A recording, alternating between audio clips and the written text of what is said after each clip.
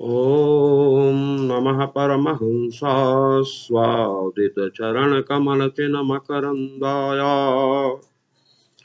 भक्तजनमानसनिवासाय श्री श्रीरामचन्द्राय यत्र यत्र रघुनाथकीर्तनं तत्र तत्र कृतमस्तकाञ्जलिं बाष्पवारि परिपूर्णलोचनं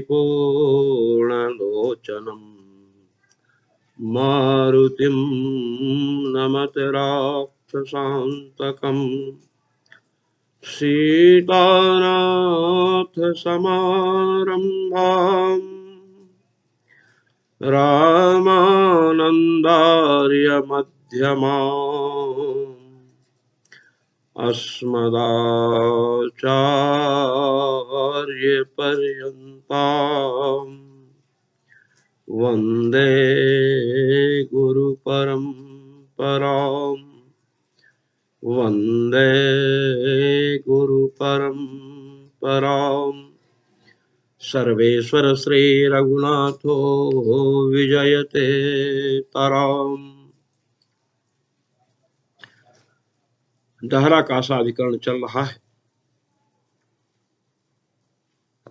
आज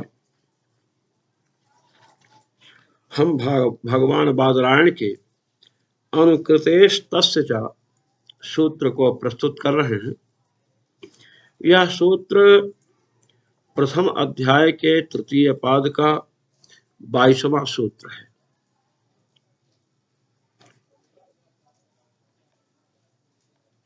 अनुकृतेश तस्य च,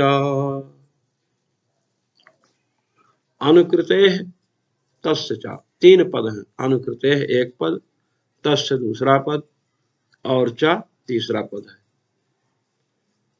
भगवत पाद श्री स्वामी रामानंदाचार्य जी महाराज इसका भाष्य कर रहे हैं। आनंद भाष्य। अनुकृते अनुकरणम, सूत्र में जन अनुकृतेश तस्य च, इस सूत्र में जो अनुकृते शब्द आया है उसका व्याख्यान कर रहे हैं कि अनुकृति ही अनुकरणम, अनुकृत कहते हैं अनुकरण को।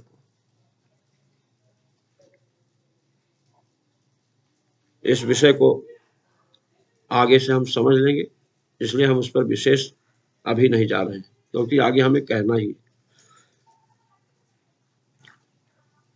मुख्यम यत् तदनुकार्यम, कहते हैं जो मुख्य होता है उसे अनुकार्य कहते हैं। जहां मुख्य होगा वहां गौण भी होगा। गौण मुख्य और मुख्य कार्य संप्रत्यय, गौण और मुख्य दोनों में किसमें कार्य करें तो मुख्य में ही कार्य करते हैं लोग। मुख्यस्य अभावे यदुपादीयमानम तदनुकरणम भवति। पहले अनुकृत का अर्थ अनुकरण किया था ना, तो बतला रहे हैं कि अनुकरण क्या है। अनुकरण का अर्थ नकल मत समझ लीजिए। अनुकरण उनका अनुकरण करें, अनुकरण माने नकल, ऐसा नहीं। कहते हैं मुख्यस्य अभावे यद उपादीयमानम भवति तदनुकरणम। मुख्य और गौण दो वस्तु है। जहां मुख्य वस्तु नहीं मिले, मुख्य वस्तु के अभाव में जो वस्तु ग्रहण की जाए उसे अनुकरण कहते हैं। जैसे दृष्टांत के रूप में आपको हम बतला रहे हैं, सोमाभिषव करना है, सोमलता का रस निकालना है। अब सोमलता मिल नहीं रही है, तो सोमाभावे पूतिका ग्रहणम। सोमलता जब नहीं मिली तो उसके अभाव में पूतिका का ग्रहण किया गया। पूतिका क्या है? गौण है, सोमलता प्रधान है। जहां सोमलता नहीं मिलती है वहां पर पूतिका को ग्रहण करते हैं, उसके रस उससे काम करते हैं। तो मुख्य के अभाव में जो ग्रहण किया जाए उसे अनुकरण कहते हैं। बात समझ में आ गई। एवं च तस्य जीवस्य दहराकाश ब्रह्मानुकृतेश्चा हेतुर् न जीवो दहराकाश इत्यर्थो निष्पन्नः। भगवत पाद श्री रामानंदाचार्य जी महाराज कह रहे हैं कि अभी यहां पर बता ना, ये आगे और स्पष्ट होगा। तस्य जीवस्य, वो जीव जो है, दहराकाश जो ब्रह्म है, उसके अनुकृति के कारण, आगे भाष्य में अनुकरण, जो अनुकृति अनुकरण कहा गया ना, इसको और स्पष्ट करेंगे। एक वाक्य आया है, निरंजनः परमं साम्यम उपैति। जो भगवत उपासना से माया के बंधनों से मुक्त हो गया,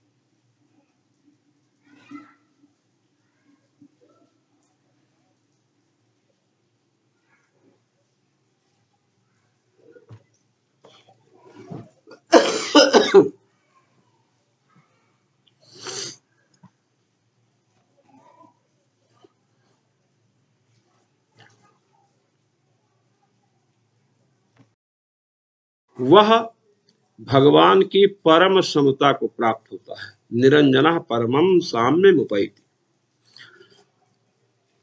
भगवत पाद कह रहे हैं कि जो जीव है वो दहराकाश ब्रह्म के अनुकृति, माने साम्य के, अनुकृतेश है तो माने साम्य के कारण, न जीवो दहराकाश, जीव दहराकाश नहीं हो सकता। चंद्रवत मुखम, चंद्र सदृशम मुखम, मुख चंद्र के सदृश है। तो जिससे उपमा दी जाती है और जिसकी उपमा दी गई, मुख की उपमा चंद्र से दी गई, मुख चंद्र के सदृश है, चंद्र सदृशम मुखम। तो जो सादृश्य है, एक तो ये भेद घटित होता है, दो वस्तुएं होगी तभी सदृश कहेंगे। सादृश्य का लक्षण किया गया, तद भिन्नत्वे सति तदगत भूयो धर्मवत्वम सदृशत्वम या सादृश्यम। चंद्रमा से मुख भिन्न भी है, चंद्र भिन्नत्वे सति, चंद्रगत जो अनेक धर्म है, आह्लादकत्वादि धर्म है, तादृश धर्म वाला भी मुख है। मुख को देखने से आह्लाद उत्पन्न होता है। तो चंद्र भिन्नत्वे सति, चंद्रगत आह्लादकादि भूयो धर्मवत्वम किसमें गया? मुख में। इसलिए चंद्र सादृश्य मुख में है। तो चंद्रमा और मुख जैसे भिन्न है, और मुख से चंद्रमा अधिक है ना। इसी प्रकार कहा गया निरंजनः परमं साम्यम उपैति। जो माया से, निरंजन माने जो माया से मुक्त हो चुका है, वह परमात्मा की परम समता को प्राप्त करता है, भगवान की समता को, भगवान के सादृश्य को प्राप्त करता है। तो सादृश्य को प्राप्त किया तो भगवान चंद्रमा के स्थान पर हो गया, मुख के स्थान पर जीव हो गया। तो परमात्मा, जैसे चंद्र से मुख न्यून है, वैसे परमात्मा से जीव न्यून है। तो परमात्मा का साम्य प्राप्त करता है। इस हेतु से धाराकाशपद वाच्य परमात्मा ही होगा, जीव नहीं होगा।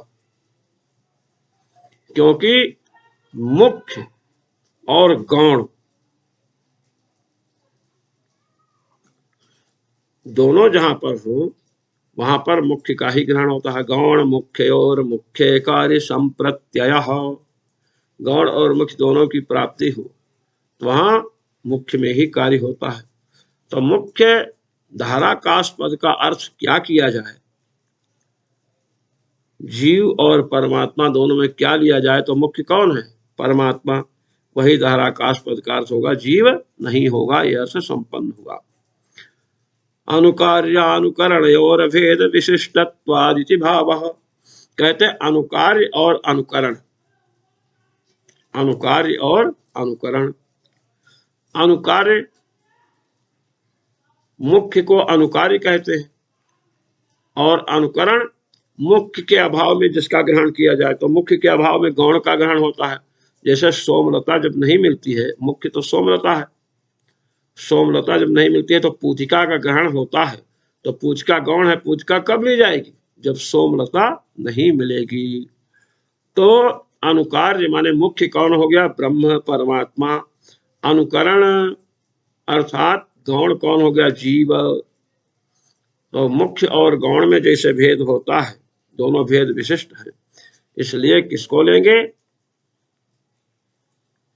परमात्मा को धाराकाश पद से लेंगे।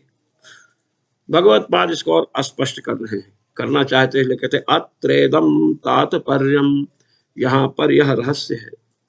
संसार दशायाम कर्म मूलाभिर जागृदाद्यवस्था भी तो तिरोहितापहत पापमत्वादि गुणकस्य जीवस्य, कहते हैं संसार दशा में कर्म ही मूल है, जिसमें ऐसी जो जागृत स्वप्न सुषुप्त ये तीन अवस्थाएं हैं, इनसे तिरोहित माने ढक गया है अपहत पापमत्वादि जो आत्मा के 8 गुण है। क्या, अपहत पापमत्व, विजरत्व, विमृतित्व, विशोकत्व, विजिघत्सत्व, अपिपासत्व, सत्य कामत्व, सत्य संकल्पत्व, ये 8 गुण। ये कर्म के कारण जागृत स्वप्न सुषुप्त ये 3 अवस्थाएं आपकी हम सबकी आती हैं, इनके कारण ही आत्मा के 8 गुण ढक गए हैं। ऐसा जो जीव है अनुकार्य ब्रह्मोपासनेन, अनुकार्य जो मुख्य जीव और मुख्य में ब्रह्म ही मुख्य है, तो भगवान ही मुख्य है, तो मुख्य जो ब्रह्म है, धाराकाश ब्रह्म कहो, भगवान श्री कृष्ण, भगवान श्री राम, कुछ भी कहिए, जिनके आप उपासक हो उनको लीजिए, उनकी उपासना से तत्प्रसादात आविर्भूत स्वरूप से, भगवान का जब दर्शन होता है तो जीवात्मा अपने सहज स्वरूप में स्थित हो जाता है। जीव पाओ निज सहज स्वरूपा, मम दर्शन फल परम अनुपा, जीव पाव निज सहज स्वरूपा, जीव को अपने सहज स्वरूप की प्राप्ति होती है। ये जो गुणाष्टक हैं वे आविर्भूत हो जाते हैं। जब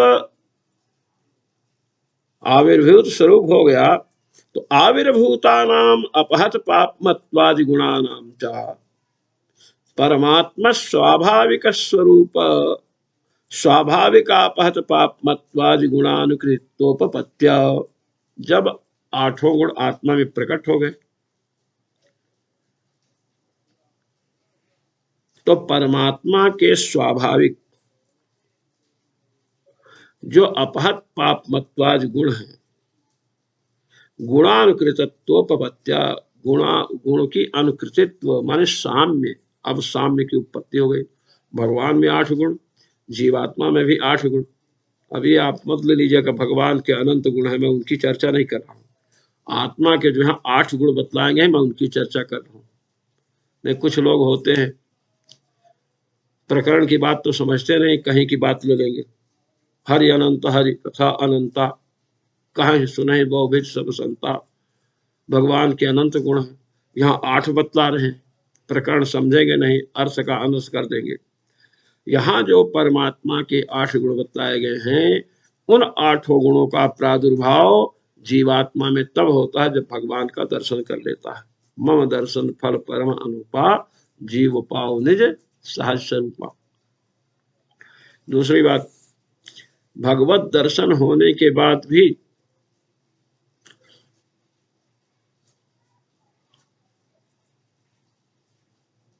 अगर शरीर का बंधन है तो आठों गुण प्रकट नहीं होंगे।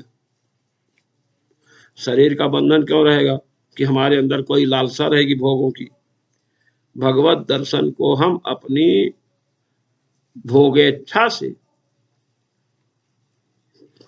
रोक देते हैं, प्रतिबंधित कर देते हैं, संकुचित कर देते हैं। ध्रुव जी भगवान का दर्शन किए, मोक्षप्रद भगवान का दर्शन होने के पश्चात भी ध्रुव जी ने मुक्ति को ना मांग करके क्या मांगा? एक पद मांगा।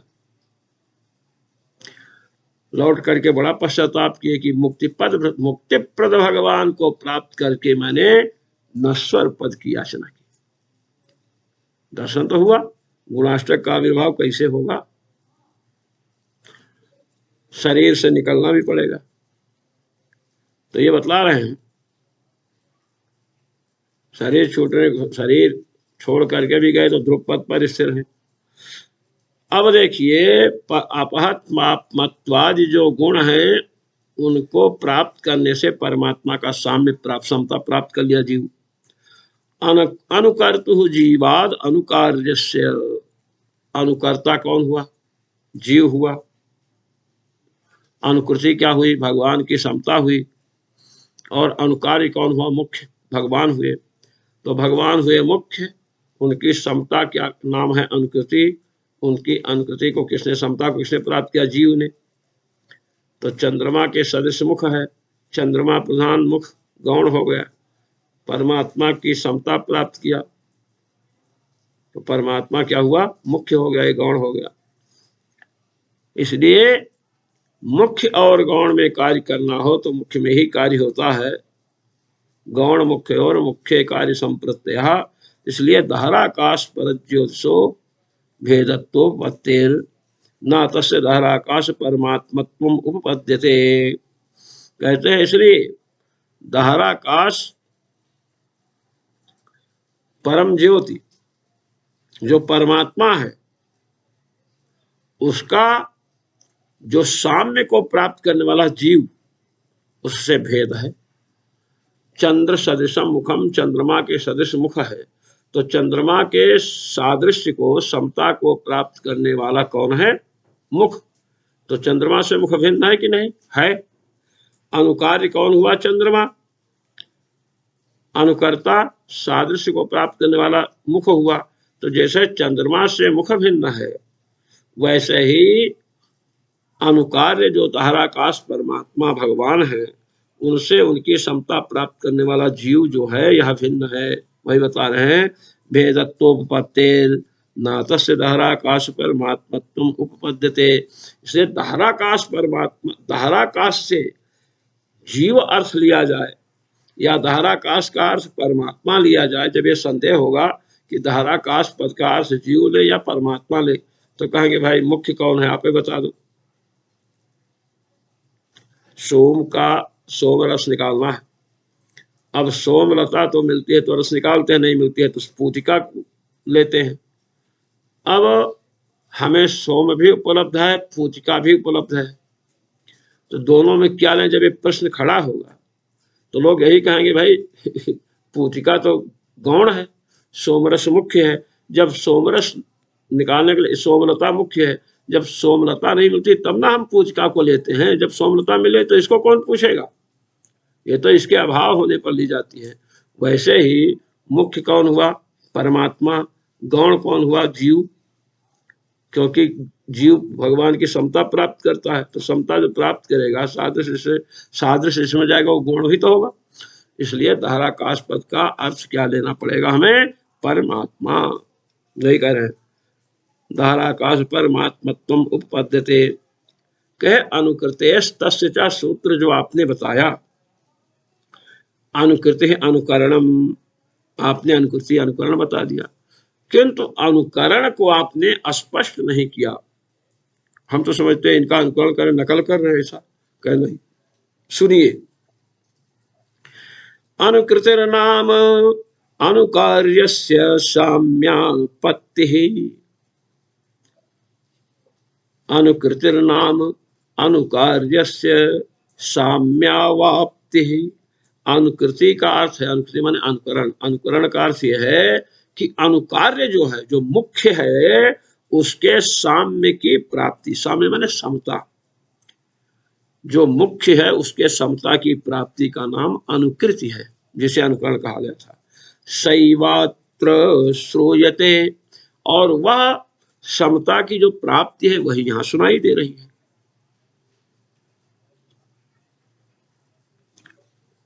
देखिए बतला रहे हैं, एक तो मैंने आपको बतला दिया, निरंजना परमम साम्य मुपैति, निरंजन जो माया से मुक्त हो गया वह परम समता को प्राप्त करता है भगवान की।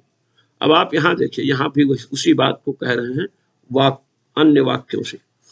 अथ या इहात्मानम अनुविद्य ब्रजन्ते तांश्च सत्यान् कामांस् तेषां सर्वेषु लोकेषु कामचारो भवति। छांदोग्य 8:1।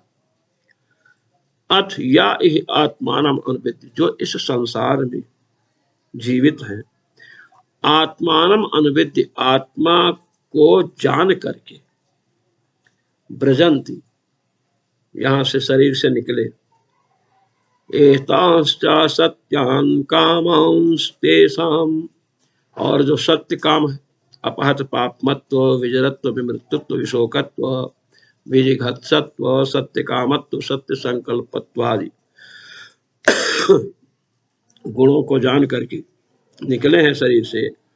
तेषां सर्वेषु लोकेषु कामचारो भवति, वह जब परम ज्योति उपसंपत्ति, परम ज्योति परमात्मा को प्राप्त करते हैं, अपने स्वरूप में स्थित होते हैं, तो संपूर्ण लोकों में जा सकते हैं।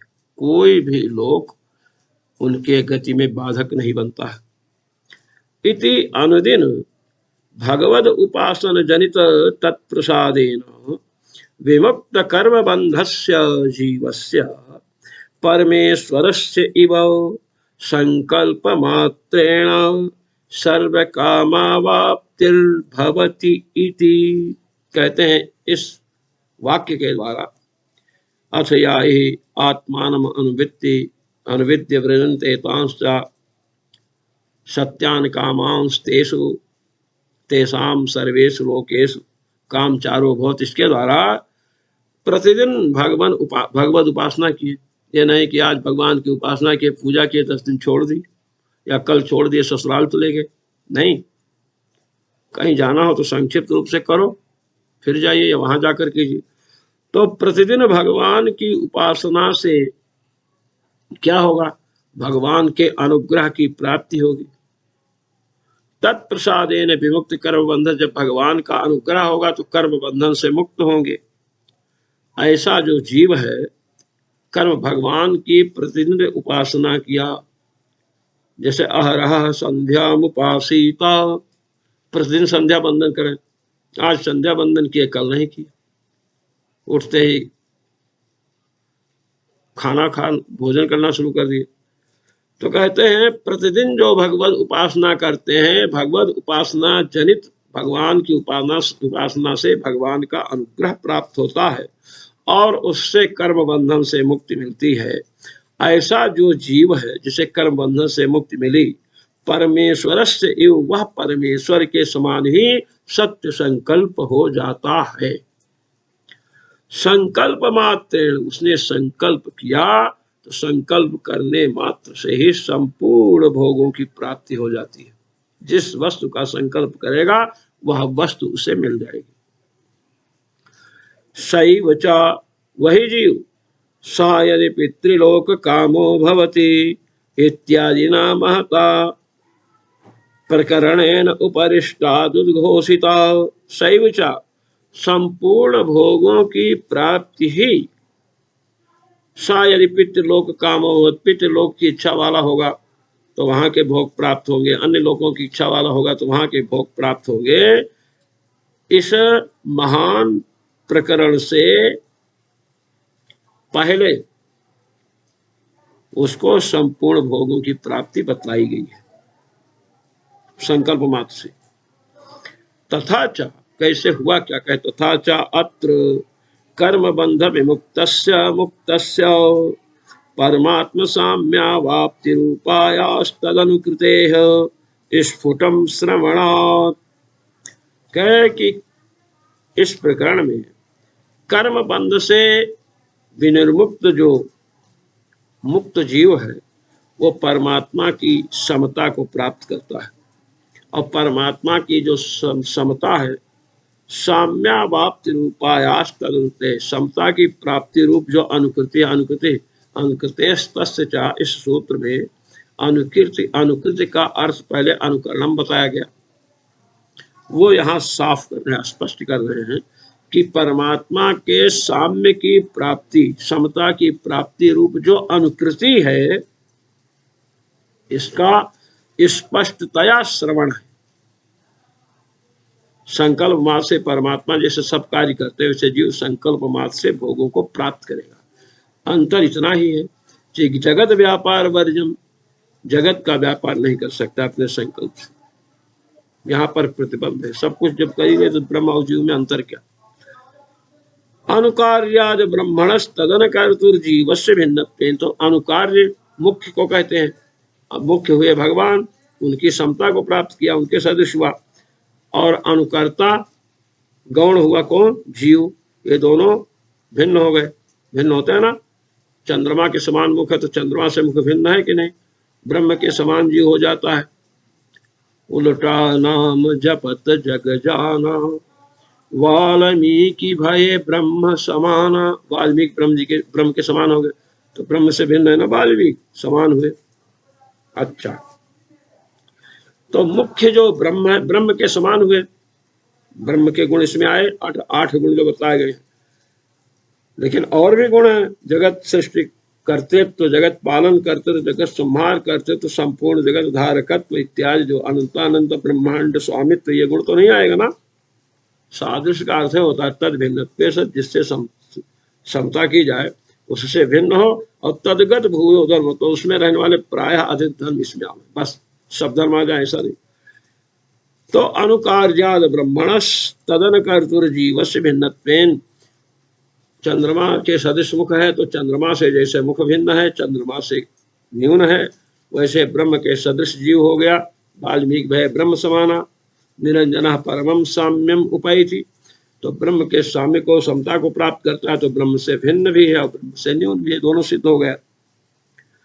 तस्य दहराकाशत्वाभावात्, इसलिए वो दहराकाश पद का अर्थ नहीं हो सकता है। परमात्मना एव दहराकाशत्वम, परमात्मा ही दहराकाश पद वाच्य है। इसके द्वारा ये बतला रहे हैं कि दहराकाश जो कहा गया है वही संपूर्ण जगत को धारण भी करता है, संपूर्ण जगत को, संपूर्ण संसार के जीवों को पार उतारने का सेतु हुए, ये सब भी उसमें नहीं संभव है जीव में। अपिचा स्मर्यते, प्रथम अध्याय के तृतीय पाद का 23वां सूत्र है, कहते हैं और स्मरण भी किया जा रहा है। स्मृतियों के द्वारा भी ये बात बतलाई जा रही जो हमने कहा है। क्या बताओ, स्मर्यते चापि इत्यन्वयः, भगवत पाद श्री रामानंदाचार्य जी महाराज कह रहे हैं कि अपिचा स्मर्यते में स्मर्यते चापि, स्मरण भी किया जा रहा है स्मृतियों के द्वारा। क्या, इदं ज्ञानमुपाश्रित्य मम साधर्म्यमागताः सर्गेऽपि नोपजायन्ते प्रलये न व्यथन्ति च। भगवत गीता 14वां का दूसरा श्लोक। भगवान श्री कृष्ण ने अर्जुन से कहा कि इस ज्ञान को प्राप्त करके, इस ज्ञान का आश्रय लेकर के मम साधर्म्य मागता, मेरे साधर्म मन समता को प्राप्त करते हैं। शिष्ट होने पर पैदा नहीं होते हैं, प्रलय होने पर पीड़ित नहीं होते हैं। इति जीवस्य परमात्मा ज्ञान पूर्वक तदुपासनेन प्राप्तायास्तत्साधर्म्य रूपायास्तदनुकृते स्मरणात्। कहते हैं जीव के लिए, जो जीव है ना, परमात्मा के ज्ञान से, परमात्मा का ज्ञान हुआ, भगवान का ज्ञान हुआ तो ना भगवान की उपासना करेंगे। परमात्मा ज्ञान पूर्वक भगवान परमात्मा की उपासना हुई और उससे ज्ञानम उपास, ज्ञान प्राप्त किया तब ना उपासना किया। तो कहते हैं तत्साधर्म्यम आगता, भगवत साधर्म प्राप्त हुआ, भगवान की समता प्राप्त हुई जीव को। ये साधर्म प्राप्ति रूप जो, साधन रूप जो अनुकृति है, इसका स्मरण गीता में किया, बताया गया। मुक्त जीवस्यापि दहराकाशत्वम न उपपद्यते, इसलिए मुक्त जीव दहराकाश पद का वाच्य नहीं हो सकता है, क्योंकि मुख्य परमात्मा हुए, जैसे चंद्र सदृशम मुखम में चंद्र मुख्य है, मुख गौण है, चंद्र से मुख न्यून है, इसी प्रकार ब्रह्म से परमात्मा से जीव न्यून है। क्यों न्यून है? क्योंकि परमात्मा सृष्टि पालन प्रलय करता है जगत का, जीव नहीं कर सकता है, जगत व्यापार वर्जन। साधर्म्यम कहे, साधर्म का अर्थ क्या है? कहे समान धर्मत्वम, समान धर्मत्व को सादृश्य कहते हैं। कहे धर्म क्या है? जो जीव में धर्म आया, कहते धर्माश्चा अपहत पापमत्वादि गुणा, अपहत पापमत्वादि जो 8 गुण बतलाए गए हैं, यही धर्म है। ये धर्म जीव में भी आ जाते हैं, इसलिए साधर्म आ गया जीव में। अयम अर्था कहे, इसका भी हम रहस्य और प्रकट करते हैं। दहर ब्रह्म ज्ञान पूर्वक तदुपासनेन परज्योति ब्रह्मोपसंपद्य तद्दर्शनेन कर्म बंध विनिर्मुक्त आविर्भूत आविर्भूतापहत पापमत्वादि गुणको जीवः सर्वलोक कामचारो भवति। कहते हैं दहर, दहर, दहर विद्या ना, तो दहर ब्रह्म, दहरोस्मिन अंतराकाशा, दहर ब्रह्म की उपासना करके, दहर ब्रह्म भगवान परमात्मा, तो दहर ब्रह्म से कोई ऐसा ब्रह्म नहीं है कि जो पीपल में रहता है या जिसको आप समझते नहीं आपके भगवान से भिन्न है। इतना समझ लीजिए, भगवान की उपासना करके परम ज्योति जो ब्रह्म भगवान है उनको प्राप्त करके मम दर्शन फल परम अनुपा जीव पाव निज सहस्र रूपा, पूजपाद गोस्वामी जी ने इसी को स्पष्ट किया है। तद दर्शनेन कर्म बंध विनिर्मुक्ता, भगवान के दर्शन से कर्म बंधन से मुक्त हो गया, सहस्र रूप की प्राप्ति हुई, 8 गुण जो अपहत पाप मत्वाज गुण है वो प्राप्त हो गए, जीव को प्रकट हो गए जो तिरोहित थे माया से। ऐसा जीव सर्वलोक काम चारों बहुत संपूर्ण लोकों में गमन कर सकता है। तदुपलक्षितान संकल्पादेव संकल्प मात्रेण प्राप्तान सर्वान भोगान भुनक्ति, उन लोकों में जितने भी भोग हैं उन भोगों को भी संकल्प से ही भोग लेता है। इति परमात्मोपासनेन तत्स्वरूपाविर्भावानंतरम तत्संकल्पात् सर्वकामावाप्ति। कहते परमात्मा की उपासना से जब जीव के स्वरूप का आविर्भाव हुआ, उसके अनंतर, उसके बाद तत्संकल्पात्, जीव का जो संकल्प हुआ उसी से सर्व कामावाप्ति श्रुते है, संपूर्ण कामनाओं की, संपूर्ण भोगों की प्राप्ति होती है, श्रूयमाण है, श्रुति से कहा जा रहा है। जीवगत सत्य कामत्वादि गुणानां परमात्मा प्रदत्वेन जीव स्वरूप स्थिति प्रवृत्तीनां परमायत्तत्वम् उपपत्तौ जीव संकल्पस्य ईशन्यूनत्वम। कहते हैं जीव में जो 8 गुण आविर्भूत हुए हैं, अपहत पाप मत्व सत्य संकल्पत्वादि, परमात्मा प्रदत्तेन, परमात्मा का दर्शन नहीं किया उसके पहले नहीं प्रकट हुए, परमात्मा का दर्शन करने से उसकी कृपा से प्रकट हुए हैं। इसलिए अगर जीव स्वतंत्र होता तो पहले ही प्रकट हो जाते, परमात्मा की कोई अपेक्षा नहीं थी। परमात्मा भगवान के दर्शन के बाद ही ये हुआ है। इसलिए कहते हैं जीव के स्वरूप, जीव का स्वरूप, जीव का सहज स्वरूप कब प्रकट हुआ? जब भगवान का दर्शन हुआ, और जब तक भगवान का दर्शन नहीं हुआ तब तक संसार चक्र में गोते लगा रहा था।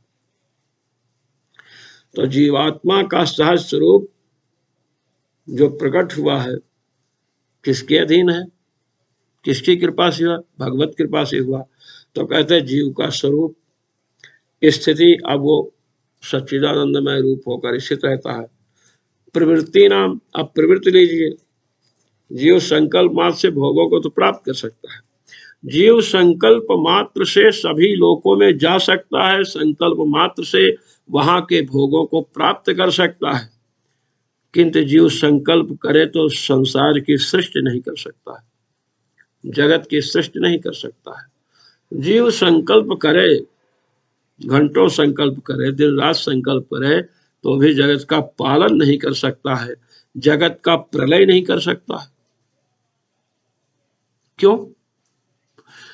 क्योंकि जैसे जीव का स्वरूप, सहज स्वरूप भगवान के दर्शन के बाद आविर्भूत हुआ, प्रकट हुआ, पहले नहीं हुआ। सब कौन नहीं चाहता हम आनंद में मग्न हो जाए, आप भी चाहते, हम भी चाहते, क्यों नहीं प्रकट हो रहा है बताइए? माता पिता गुरु चेला के अधीन होता तो सिफारिश लगवा करके प्रकट कर लिए होते, ट्रस्टियों के अधीन होता तो उनसे मिलकर अपने सहज स्वरूप को प्रकट कर लेते, भक्तों के अधीन होता। ये किसी के अधीन नहीं है, अपने सहज स्वरूप की प्राप्ति ये परमात्मा के दर्शन के अधीन है। परमात्मा सर्वत्र दर्शन नहीं हो रहा है, कोई लाभ नहीं। तो हमारे स्वरूप की प्राप्ति भगवान के भगवत दर्शन के अधीन, जब तक उनके समीप नहीं जाएंगे तब तक नहीं होगा। अब हम इतने स्वतंत्र हैं, संकल्प करेंगे हम सब किसी लोक में जा सकते हैं, संकल्प करेंगे हम किसी लोक का भोग प्राप्त कर सकते हैं, किंतु हम संकल्प करें कि जगत की सृष्टि कर दें तो नहीं कर सकते, जगत का पालन करें अपने संकल्प से हम नहीं कर सकते, और जगत का प्रलय भी हम अपने संकल्प से नहीं कर सकते। जब हम सत्य स्वभावता, यदि हम सत्य संकल्प हैं तो जगत के सृष्टि का संकल्प करने पर सृष्टि क्यों नहीं होती, जगत के पालन का संकल्प करने पर जगत का पालन हमसे क्यों नहीं होता है, जगत के प्रलय का संकल्प करने पर जगत का प्रलय हमसे अर्थात जीवों से क्यों नहीं होता है। जब इसका उत्तर पूछा जाएगा, जगत व्यापार वर्जम भगवान बादरायण ने सूत्र बनाया, कहते हैं इसका मतलब कि हम संकल्प, सत्य संकल्प तो हैं, किंतु हमारी सत्य संकल्पता भगवान के संकल्प के अधीन है। भगवान ने संकल्प कर रखा है कि जगत की सृष्टि पालन प्रलय जीव नहीं कर सकता है, हम कितनों संकल्प करें कुछ नहीं। और जहां भगवान ने संकल्प कर रखा है कि इसको जीव अपने संकल्प से प्राप्त कर सकता है, उसको हम प्राप्त कर लेते हैं, संपूर्ण लोकों में चले जाएंगे, उनके भोगों को प्राप्त कर लेंगे। तो इससे निकला क्या कि हमारा संकल्प भी भगवान के संकल्प के अधीन है। हमारा स्वरूप भी तब तक प्रकट नहीं हुआ जब तक भगवान का अनुग्रह नहीं हुआ। तो हमारा स्वरूप, सहज स्वरूप की स्थिति, हमारी प्रवृत्ति, जगत संकल्प की प्रवृत्ति हुई पूर्ण नहीं होती है, तो हमारी स्वरूप, स्थिति और प्रवृत्ति ये भगवान के अधीन है, इससे समझ लेना चाहिए। तभी तो हम संकल्प करते हैं तो जगत की रचना नहीं कर पाते। वही कह रहे हैं, जीव स्वरूप स्थित प्रवृत्ति नाम परमायत्तत्व उपपत्तौ, जीव का जो स्वरूप है, सहज स्वरूप में स्थिति है, जीव की जो प्रवृत्ति है वह परमात्मा यत्त है, भगवान के अधीन है। इसीलिए तो भगवान नहीं चाहते तो हम सृष्टि नहीं कर पाते। जीव संकल्प से ईशन न्यूनत्व, इसलिए जीव का संकल्प कुछ न्यून है, जगत विषय संकल्प जीव नहीं करेगा तो होगा नहीं पूर्ण। इसलिए कहते जगत सृष्टियादि कर्तृत्वम च अन्यथा अनुपपद्यमानम, जगत सृष्टियादि कर्तृत्व जीव में उत्पन्न नहीं होता है। क्यों? कि भगवान नहीं चाहते हैं, अर्थात जो भगवान चाहते वही हम कर सकते हैं। तो हमारा संकल्प किसके अधीन सिद्ध हुआ? भगवान के संकल्प के अधीन, हम स्वतंत्र नहीं हैं। इसलिए मुक्त जीवस्य सत्य कामत्वादि गुणानां तदन्य व्यवहारस्य च स्वरूप स्थित प्रवृत्ति नाम परमात्मा अधीनत्वम उपपाद्य। इससे यह बताया कि जो मुक्त जीव हैं, जिनमें 8 गुण आत्मा के प्रकट हो चुके हैं, उन जीवों का जो अन्य व्यवहार है, किसी लोक में जाना, किसी लोक के भोग को भोगना, उनके स्वरूप की स्थिति और जीवों की प्रवृत्ति, ये क्या है? परमात्मा अधीनत्व, उपाधि परमात्मा के अधीन है, इसीलिए परमात्मा जगत विषयक संकल्प किए कि ये व्यापार जगत की सृष्टि पालन प्रलय मैं ही करूं, जीव न करे, तो जीव नहीं कर सकता है। तो इससे क्या निकला कि जीव, मुक्त जीव भी भगवान के अधीन रहते हैं। मुक्तस्य तच्छेषत्वं परमात्मनस्तु शेषित्वं निष्पादयति। मुक्त जीव भी भगवान के शेष है और परमात्मा जो भगवान है वो शेष ही है। शेष क्या है? ये मत समझिए कि 10 में 5 गया 5 शेष हुआ, ये नहीं। शेषः परार्थत्वात्, मीमांसा का सूत्र। शेष उसे कहते हैं जो दूसरे के लिए हो। मैंने एक दिन दृष्टांत देकर समझाया था, जिसे गमछा है, ये मेरा शेष है, मेरे लिए, ये अपने लिए नहीं है। गमछा कहा कि हम यहाँ बैठेंगे, नहीं। गमछा से चाहे हम पैर पोंछें, चाहे इसको हम सिर पर धारण करें, ये हमारे लिए है। इसकी कोई स्वतंत्र इच्छा नहीं चलेगी। स्वतंत्र होने पर भी अगर संकल्प करने की शक्ति हो तो भी। इसी प्रकार जीव जो है परमात्मा का शेष है, परमात्मा के संकल्प के अनुसार कार्य करने वाला है आनंद स्वरूप। परमात्मा शेष है, जैसे इसको चाहे वैसे रखे। इति परमात्मा शेष भूतस्य बद्ध मुक्तो भयावस्थस्य जीवस्य। इसलिए परमात्मा का शेष जीव है, चाहे बद्धावस्था में हो, संसार में फंसा हुआ हो, चाहे मुक्तावस्था में हो, संसार से विनिर्मुक्त हो। ऐसा जो जीव है दहराकाश ब्रह्मत्वा सिद्धे है, वह दहराकाश ब्रह्म नहीं हो सकता है। जो किसी के अधीन होगा वो ब्रह्म क्या हो सकता है? इसलिए परमात्मा एव दहराकाश इति सिद्धम। इसलिए परमात्मा ही दहराकाश है। दहराकाश पद के अर्थ परमात्मा ही है, यह सिद्ध हुआ। इति दहराधिकरणम, ये दहराधिकरण है।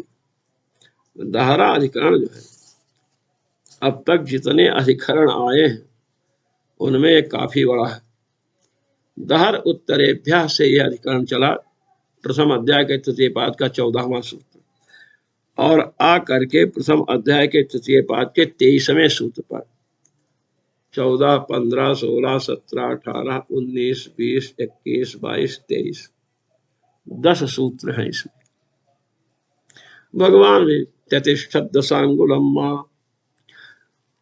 दहराधिकरण पूर्ण हुआ। वेदांत का पाठ जो सुनते हैं उन सबको धन्यवाद। वेदांत में सबकी प्रवृत्ति नहीं होती है। स्तोत्र पाठ, कवच पाठ, मंत्र जप में प्रवृत्ति हो सकती है, क्योंकि उसका फल दिखता है। फलश्रुति है, इससे ये मिलेगा, इससे मिलेगा, मिले चाहे न कुछ भी, परिश्रम करने मिलता है। यहाँ पर भी जो ब्रह्म विद्या में प्रवृत्त होते हैं, इसके अनुसार कार्य करते हैं, उनके सब रोग समाप्त हो जाते हैं। अंधोपि अनंधो भवति, अंधा होने पर भी अंधा से भिन्न होता है, उसे सब कुछ दिखता है। ये सब इसकी बातें हैं। इसलिए आप सबको धन्यवाद। ओम पूर्णमदः पूर्णमिदं पूर्णात् पूर्णमुदच्यते पूर्णस्य पूर्णमादाय पूर्णमेवावशिष्यते। ओम शांति शांति शांति। सर्वेश्वर श्री रघुनाथो विजयते तरम। आज श्री कृष्ण जन्माष्टमी की शुभकामनाएं सभी भारतवासियों को भगवान श्री कृष्ण की कृपा प्राप्त हो। जय श्री राम।